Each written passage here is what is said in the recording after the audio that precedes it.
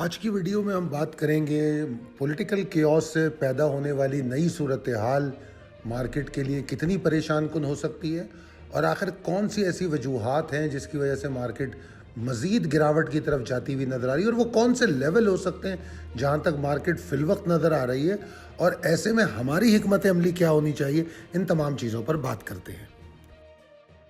अस्सलाम वालेकुम। खालिद सैफुद्दीन आपके साथ 19 फरवरी की कॉल लेकर।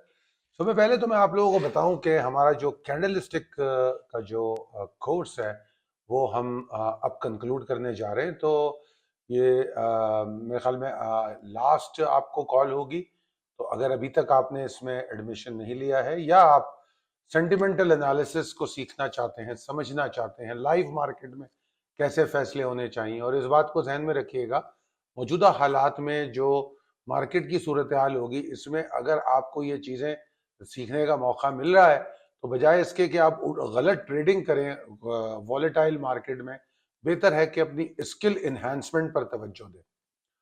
अच्छा जी, समय पहले हम जुमे के सेशन को थोड़ा देख लेते हैं। एक तरीका मैंने कोशिश की है आप लोगों को बताने के लिए कि मार्केट को मुख्तलिफ जावियों से देख सकें। तो अल्हम्दुलिल्लाह जुमे की जो कॉल थी उसमें आपको ये बता दिया गया था कि मार्केट 59,746 तक जा सकती है और पहला टारगेट 60,067 होगा। मिड डे कॉल में भी अपडेट किया गया और जो मार्केट की सूरत हाल नजर आ रही थी उसमें हमने एक वाजे तौर पे एक लेवल भी दिया था आपको, मेरे ख्याल में जुमेरात के दिन, के जुमेरात के दिन मार्केट को इसके ऊपर अगर ट्रेड करती है तो ठीक है, वरना मामला खराब होंगे। और फिर आपने देखा होगा कि मार्केट ने जुमेरात को उसके ऊपर ट्रेड भी नहीं किया। तो जुमे को तो हमें कोई शक की गुंजाइश नहीं थी, 59,746 को हम एक्सपेक्ट कर रहे थे। तो मार्केट जो है आगाज के साथ ही गिरती हुई नजर आई और उसके बाद 60,067 का जो लेवल था वही लो बना। 60,035 का मेरे ख्याल में नमाज से पहले या 60,020 इस तरह का कोई लो बना। उसके बाद मार्केट नमाज के बाद थोड़ा सा ऊपर जरूर गई, मगर वो कोई अहमियत की बात नहीं थी क्योंकि 3 बजे के बाद मार्केट दोबारा नीचे थी और मार्केट ने 59,746 को एक्यूरेटली टच कर लिया क्लोजिंग से पहले और फिर मार्केट क्लोज हो गई 59,872 पे, यानी कि 1147 पॉइंट का मार्केट ने नुकसान किया, जो कि 1.88% बनता है। और अगर हम हाई पे देखें तो मार्केट 153 पॉइंट प्लस थी और अगर हम लो पे देखें तो 1280 पॉइंट माइनस थी। डिक्लाइनर्स की तादाद 238 थी, यानी कि जो एडवांसर्स थे उनसे तकरीबन 3 गुना मेरे ख्याल में ज्यादा थी, उससे भी जायद। जनाब, अगर हम डिस्ट्रीब्यूशन ऑफ पॉइंट्स को देखें तो डिक्लाइनर में ओजीडीसी, हपको, पीपीएल सिस्टम, लकी, मारी, एफएफसी, पीएसओ, मिलर ट्रैक्टर, पोल, ये तमाम एंग्रो, ये तमाम स्टॉक जो है भारी पॉइंट्स का नुकसान मार्केट को दे रहे थे, जबकि जो गेनर थे उनकी कोई बहुत ज्यादा एफर्ट नहीं थी। हालांकि ई फर्टिलाइजर ने रिजल्ट के बाद परफॉर्म किया, फातिमा की परफॉर्मेंस थी, मगर उसके बावजूद भी वो खातिर ख्वाह पॉइंट्स में इजाफा नहीं कर सके। अगली स्लाइड पे चलते हैं, glimpse of the last week. ये बहुत अहम स्लाइड होती है।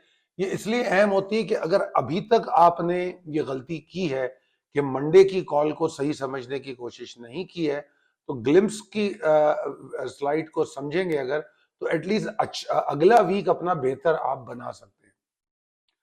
इसमें देखिए आपको यह बताया गया था कि मार्केट को कम से कम 63,077, 63,180 के ऊपर ट्रेड करना होगा अगर मार्केट को ऊपर की तरफ एफर्ट करनी है। यह बात इसमें पहले एक वाजे कर दी गई, ठीक है जी। उसके बाद इसमें यह भी बताया गया कि वो भी कोई तेजी नहीं होगी, बेहतरी आएगी आहिस्ता आहिस्ता। 63,264 के बाद जाके फिर वो टारगेट कर सकती है 63,888 को और वहां से बुल्स में स्टेबिलिटी पैदा हो सकती है। ये तमाम बातें बड़ी वाज़ेह तौर पे समझाई गई और ये भी बताया गया कि ये जो शॉर्ट वेव्स हैं ये सिर्फ पॉसिबिलिटी है कि माल को बेचा जाए। अगर आती हैं, अगर आती हैं शॉर्ट वेव्स, अगर कोई ऊपर की तरफ की पोजीशन बनती है तो वो माल बेचने के लिए कारआमद होगी। ये सब बातें बताई गई और यहां तक कहा गया कि एक्यूमुलेटेड स्टॉक को भी बेच दो। तो और ये भी यकीन दिलाया गया कि माल मिल जाएगा, आपको बाइंग बैक अपॉर्चुनिटी आराम से मिलेगी। अच्छा जनाब, एक और चीज बताई गई कि बियर्स की एग्रेशन 61,885 61,665 एरिया है, अगर इसके नीचे मार्केट ट्रेड करती है तो बियर्स में एग्रेशन हो सकती है। ठीक है जी। और इस साथ में यह भी बताया गया कि 3 शुरू की जो सपोर्ट्स हैं वो मार्केट के लिए बड़ी अहम होगी। अब आप चले अगली स्लाइड पे और वीकली ओवरव्यू देखें तो इसमें वो तीनों सपोर्ट आपको दिखाई जा रही हैं। जो वो 3 सपोर्ट को येलो हाईलाइट करके मैंने दिखाया कि ये वो 3 सपोर्ट्स थी जिनके मतलब जो जहां तक मार्केट कोशिश कर सकती है सरवाइव करने की। मगर अगर आप मार्केट का आगाज देखें तो मार्केट का आगाज ही इतना परेशान कुन था कि मार्केट का अगर वीक का हाई देखें तो 62,634, लो देखें तो 59,613 और क्लोजिंग 59,873। और इस हफ्ते हमने 4.88% गिरावट रिकॉर्ड की, यानी कि 3,071 पॉइंट मार्केट मजीद गिर गई। फॉरेन फंड्स ने बाइंग की, लोकल फंड्स ने जो है उन्होंने भी बाइंग की, लोकल इन्वेस्टर्स ने कुछ माल बेचा है।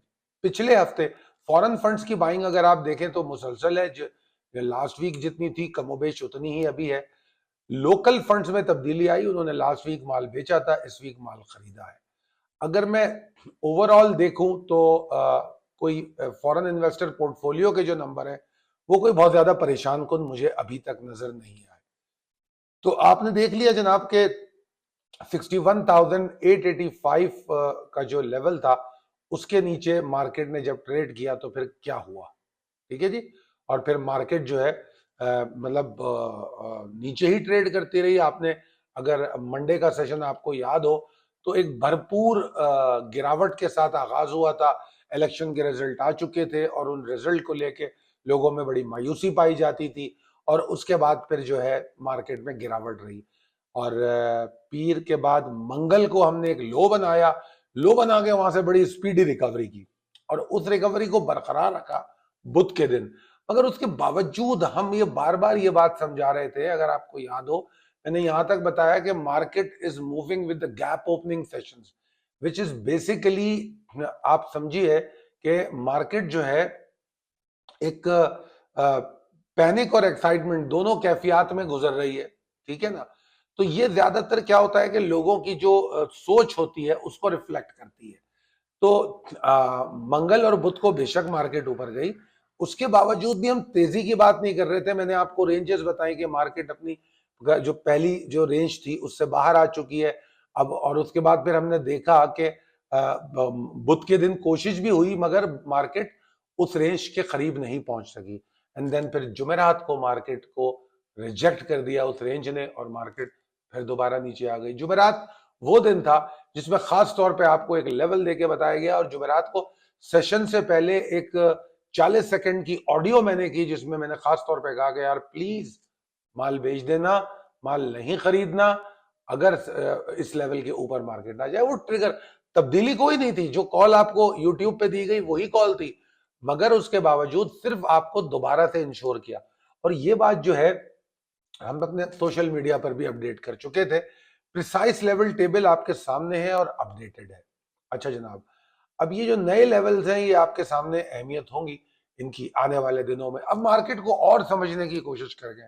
मार्केट ने सितंबर से अब तक 22,092 पॉइंट्स 22,092 पॉइंट गेन किए अपने 67,094 वाले हाई तक। यानी कि मार्केट ने जो सितंबर से रैली बनाई, क्योंकि अगर आपको याद हो कि जून के एंड में रैली शुरू हुई थी ईद के बाद और उसके बाद जुलाई पूरा मार्केट ऊपर गई थी, फिर अगस्त में मार्केट ने करेक्शन ली थी 5,400 पॉइंट की, अगर आपको याद हो।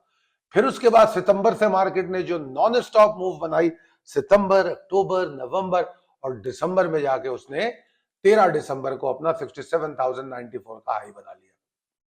अब मैं बात कर रहा हूं सितंबर से दिसंबर 13 तक की मूव की। ये जो रैली थी ये 22,094 पॉइंट्स की थी। यहां से फिर मार्केट ने करेक्शन शुरू की जो तकरीबन आप समझ लीजिए 10.76% मार्केट गिर चुकी है वहां पे ऑलमोस्ट। अगर मैं पॉइंट वाइज जाऊं, अगर आप इस वक्त की पोजीशन देखें तो जो मार्केट की क्लोजिंग है इस वक्त की, तो उसके हिसाब से अगर आप देखें तो मैं आपको साथ साथ बताता भी जाता हूं। ये तकरीबन बनता है 10.76%। अच्छा, ये 10.76% जो है ये कैसे बनता है? सॉरी, मैं आपको गलत बता गया। बेसिकली ये जो बनता है, हम 22,000 से अगर देखें, 10.67,000 जो हाई है, उससे जो गिरावट अभी तक मार्केट में हुई है वो तकरीबन 10.76% की हुई है। मगर हम इसको अगर 22,000 से लें, क्योंकि रैली तो हमने सितंबर से 22,092 पॉइंट की ली है, तो अगर हम वहां से लें तो मार्केट में तकरीबन 33% की करेक्शन हो चुकी है। 33% की करेक्शन, तो ये एक बहुत बड़ी करेक्शन है। मतलब मैं ये समझता हूं कि अगर 10 से 15% मार्केट करेक्ट करती है तो वहां तक मार्केट में बुल्स के अंदर ताकत रहती है। अब वैसे भी अगर मैं इसको इस तरह भी देखूं, थोड़ा और मजीद इसको मैग्नीफाई करूं, तो वैसे तो हम 50% करेक्शन के बाद मंदी को एस्टेब्लिश करते हैं, ठीक है ना। तो अभी हमारी करेक्शन 32.80 के अराउंड हुई है अगर हम सितंबर से दिसंबर तक देखें।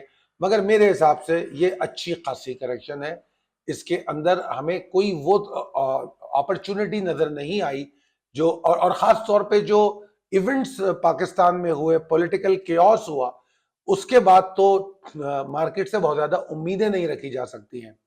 क्योंकि आज आपने देखा होगा कि आज खबर आई कि रावलपिंडी के जो कमिश्नर है उन्होंने इस्तीफा दे दिया। और उनका मैं वो भी सुन रहा था कि उनका इस्तीफा थोड़ा सा मेरे लिए हैरान कुन था।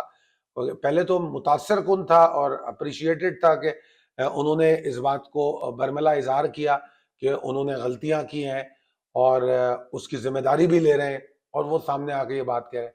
मगर उसमें एक बात ये भी थी कि काश वो गलती करने से पहले इस्तीफा दे देते, इस्तीफा अब ना देते। जब उनपे, उनकी गुफ्तगू से ये लग रहा था कि उनपे किसी का प्रेशर था जिसने उनको धांधली कराने पर मजबूर किया, तो अगर उनके ऊपर अगर कोई ऐसा प्रेशर था तो काश कि वो उस वक्त इस्तीफा देते, तो इस वक्त मुल्क के लिए भी अच्छा होता और ऑब्वियसली मार्केट के लिए भी अच्छा होता। बहरहाल 32.8% मार्केट गिर चुकी है और इस कमिश्नर के इस्तीफा के बाद नया पेंडोरा बॉक्स खुलने जा रहा है। वैसे ही मामला इतने खराब है, शदीद केओस है, अब मुझे मजीद केओस नजर आ रहा है, मजीद केओस नजर आ रहा है। और अगर इसको लेके मैं आगे चलूं तो मेरा नहीं ख्याल मार्केट में कोई ऑप्टिमिस्टिक रहने की जरूरत है। आज की कॉल में मैंने खतई तौर पे कोई ऑप्टिमिज्म की कॉल नहीं दी है, मैंने आपको सिर्फ मंदी करने को कहा है। और मैं तो यहां तक कह रहा हूं कि अगर मार्केट 59,970 जो कि पहली रेजिस्टेंस है, अगर मार्केट उसके नीचे ट्रेड करती है, और वैसे तो मुझे गैप ओपनिंग लगती है कि मार्केट नीचे जाके खुले 59,700 या उसके नीचे, अगर ऐसी सूरत है तो फिर तो बोलने की कोई बात नहीं है। मगर मार्केट अगर जहां क्लोज हुई है उसके आसपास भी खुलती है, तब भी 59,970 के नीचे मार्केट में सिर्फ मंदी है, सिर्फ मंदी है। और मैं पिछले हफ्ते आपको एक लेवल बताया था 3-4 दिन पहले या मंडे की कॉल में कि 58,994 तक मार्केट जा सकती है। अब वो लेवल जो है एडजस्ट हुआ है चार्ट पे, वो 58,942 से 58,880 का एरिया है।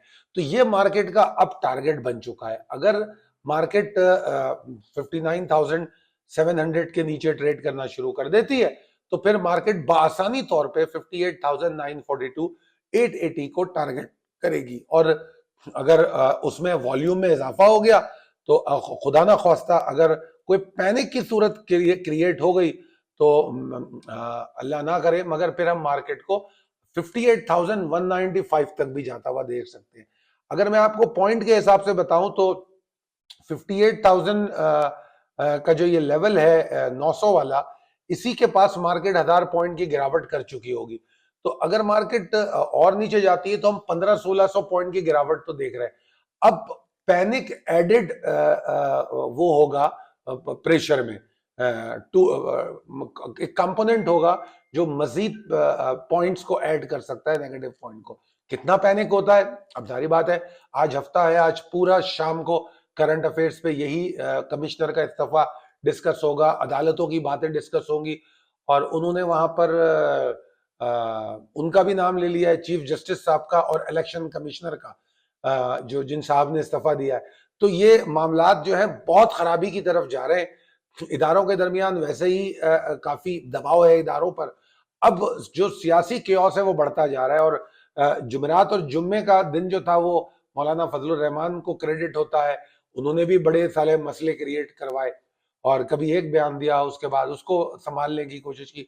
तो बेसिकली सिर्फ केओस है, हुकूमत बनती हुई नजर नहीं आ रही। हुकूमत साथी के जो फैसले हैं वो होने के लिए जा रहे होते हैं और फिर वो एक कदम पीछे हट जाते हैं। पहले पीटीआई हुकूमत बनाने की बात कर रही थी जुमेरात या बुध को, फिर जुमे को उन्होंने कहा कि हम ऑपोजिशन में बैठेंगे। नवाज शरीफ और जरदारी में अब तक कोई चीज तय नहीं हुई है, तो ये भी बड़ी परेशान कुन बात है। तो मामला हुकूमत साजी की तरफ जब तक नहीं जाते उस वक्त तक सिचुएशन काम डाउन नहीं होती, क्योंकि इलेक्शन की जो रिगिंग है, जिसके बारे में बहुत सौ की राय है कि रिगिंग हुई है, और हो सकता है हुई भी हो, मगर मेरे लिए हैरान कुन इसलिए नहीं होती कि मैंने तो आज तक कोई बगैर रिगिंग वाला इलेक्शन देखा ही नहीं अपनी लाइफ में। तो इसमें यह हो सकता है 10% से 12%, 12% से 20%, ये तो हो सकता है, मगर रिगिंग तो हर इलेक्शन में होती है। फेयर एंड फ्री इलेक्शन मैंने तो अपनी लाइफ में नहीं देखा, तो इसलिए मैं हैरान नहीं हूं। अब अगर मैं 2018 के इलेक्शन की बात करूं या 2013 के इलेक्शन की बात करूं, तो वहां पर भी रिगिंग के लिए सवाल उठे थे, मगर हुकूमत साजी हुई, और हुकूमत साजी होने की वजह से सिचुएशन काम डाउन हो गई। फिर वो अदालतों में मुकदमे चलते रहे, कुछ मुकदमे बाहर हो गए, कुछ मेरे ख्याल में री इलेक्शन हो गए होंगे, आई डोंट नो क्या हुआ था, मगर बहरहाल हुकूमत साजी हो गई थी। मगर मौजूदा सूरत हाल में हुकूमत साजी खतरे में पड़ती हुई नजर आ रही है। यही सब में खतरनाक सूरत हाल है मार्केट के लिए। मेरा आप लोगों को मशवरा है, बेशक मैंने पोर्टफोलियो दिया हुआ है दिसंबर पोर्टफोलियो, और दिसंबर पोर्टफोलियो में हम 70% तो अपने टारगेट्स में निकल चुके हैं। उसके बाद हमने कुछ स्टॉक्स की सेकंड राइड लेने की कोशिश की थी। अगर आप दिसंबर पोर्टफोलियो की सेकंड राइड में है, रुक जाइए। अगर आप किसी भी स्टॉक को दिसंबर पोर्टफोलियो को बाय कर रहे हैं, रुक जाइए, कैश को हाथ में रखिए, जो मैं उसको रिविजिट करूंगा। और क्योंकि स्टॉक जो हमने पोर्टफोलियो में दिए they are still good stock, और हम उन्हीं को बाय करेंगे। मैंने यहां लिखा भी है कि हम बायबैक उन्हीं स्टॉक को करेंगे, मगर सिर्फ फर्क इतना होगा कि अगर मार्केट में जो पॉलिटिकल केओस से गिरावट आती है, तो क्यों ना मैं इस गिरावट का फायदा उठाऊं। दैट इज द पॉइंट, कि अगर मार्केट में कोई मसला क्रिएट हो रहा है तो मैं मजीद माल नीचे क्यों ना ले लूं। क्योंकि मार्केट को अगर कोई शख्स या कोई बंदा ये कहे कि मार्केट तबाह हो गई, तो नहीं जी, मैं तो अभी भी ऐसा नहीं मानता। मैंने सिर्फ ये कहा है कि ये जो लास्ट होप दी है 59,746 वाली, इसके नीचे मार्केट मंदी का शिकार होने जा रही है। खुदा ना खास्ता लफ्ज क्रैश यूज नहीं कर रहा मैं। अगर मंदी होगी तो उस मंदी के भी कुछ लेवल्स होंगे, मार्केट वहां से रिकवर करेगी। Still I am recommending, encouraging for buy on dip. ये मैं आपको फिर बता रहा हूं, लोगों ने 2022 के एंड में और 23 में भी मेरी बातों को शायद समझा ना हो, जब मैं कह रहा था कि 2023 बाइंग का ईयर है। आपको पता नहीं उस वक्त ये बात समझ आई थी नहीं, फिर मैंने कहा जून तक बाय कर लो। अभी दोबारा मैं आपको ये बात बता रहा हूं कि इस वक्त हमने माल बेच दिया है, कोई बात नहीं। अगर कुछ माल हमने दिसंबर पोर्टफोलियो में लिया है तो पूरा तो अभी हम जो ले चुके थे वो बेच चुके। सेकेंड राइड में पूरा माल नहीं खरीदा। कुछ स्टॉक के रेट अब आए हैं, तो जिनके रेट अब आए हैं उनको खरीदने के लिए बैकफुट पे आ जाएं, बैकफुट एक्यूमुलेशन कर ले। यही माल थोड़ा नीचे मिल जाएगा। मैं इनको रिविजिट करके आपको स्क्रिप्ट कॉल भेजूंगा कि अब हमको ये कहां पे अट्रैक्टिव लगते हैं कि यहां पे बाय करना चाहिए। बाइंग सारी स्प्लिट होगी, पूरा माल एक जगह नहीं खरीदा जाएगा। खरीदारी जरूर करेंगे हम, खरीदारी जरूर करेंगे। आपने देखा कि इतने बुरे हालात में, सियासी और माशी हालात में, हमारी मार्केट ने न सिर्फ परफॉर्म किया, हम लोगों ने अपने जून, सितंबर और दिसंबर पोर्टफोलियो में बेहतरीन रिजल्ट लिए। तो अगर हम बेहतरीन रिजल्ट उन हालात में ले सकते हैं तो इन हालात में भी ले सकते हैं। सिर्फ हिकमत अमली को तब्दील करने की जरूरत है। मैं उम्मीद करता हूं कि आप लोगों को मेरी ये बात समझ आ रही होगी और आप इसका फायदा भी उठाएंगे। और अगर आपको लगता है कि मेरी कॉल आपके किसी काम आती है तो अपने दोस्तों और अहबाब में जरूर शेयर कीजिए। उम्मीद करता हूं कि आने वाले दिनों में आप अपने पोर्टफोलियो की और अपनी इन्वेस्टमेंट की बेहतर हिफाजत कर सकेंगे। बहुत शुक्रिया, अपना ख्याल रखिए। अल्लाह ताला आपको बहुत सेहतमंद रखे। अल्लाह हाफिज।